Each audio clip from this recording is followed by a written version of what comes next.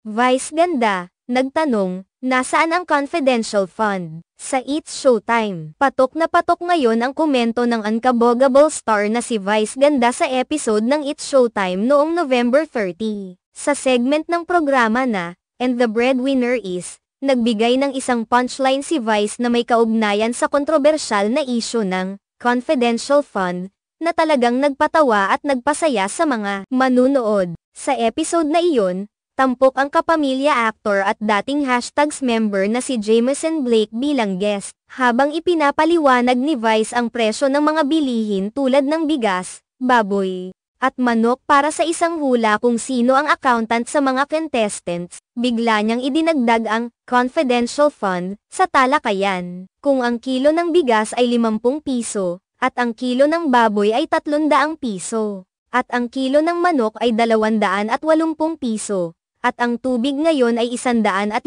piso ang 1 litro.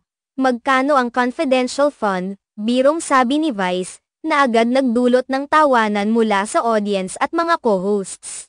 Bilang reaksyon, nagsalita si Vong Navarro at nagsabing, malayo yung sagot niya na sinundan naman ng banat ni Vice. Hindi ba sila ang nagko-compute noon? Ang mga birong ito ay nagpatuloy ng mas malalim na hirit ni Vice. Saan napunta, Char? Habang tumatawa siyang lumapit sa kanyang mga co-hosts at kay Jameson. Bagamat hindi binanggit ni Vice ang isyu ng direkta, agad na naisip ng marami ang confidential fund, na kasalukuyang mainit na usapin sa bansa. Ang termino ay naging sentro ng mga kontrobersya, lalo na noong panahon ni Vice President Sara Duterte bilang kalihim ng Department of Education, DepEd. Ang isyu ng maling paggamit ng pondo ay naging usap-usapan at nagdulot ng matinding diskusyon. Pati na rin ang mga banta ng impeachment laban sa pangalawang pangulo. Dahil sa kontekstong ito, mabilis na nakarelate ang madlang people sa birong ginawa ni Vice.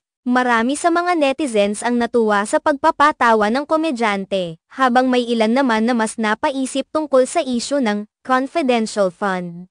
Ayon sa mga reaksyon, tila matapang si Vice sa paggawa ng ganitong mga biro, lalo pat ito ay nauugnay sa isang sensitibong usapin na patuloy na pinagtatalunan sa bansa. Ang mga ganitong klase ng biro ni Vice ay hindi na bago sa kanyang mga tagahanga at pati na rin sa mga hindi paborito sa kanya. Kilala si Vice sa pagiging matalino at malikhain sa kanyang mga jokes. Kaya naman hindi rin nakapagtataka na ang mga biro niyang ito ay mabilis kumalat at mag-viral. Subalit, hindi may kakaila na may mga tao na hindi nakakatawa o hindi komportable sa ganitong klase ng humor, lalo na kung ang isang seryosong isyu tulad ng confidential fund ay binanggit sa harap ng madla.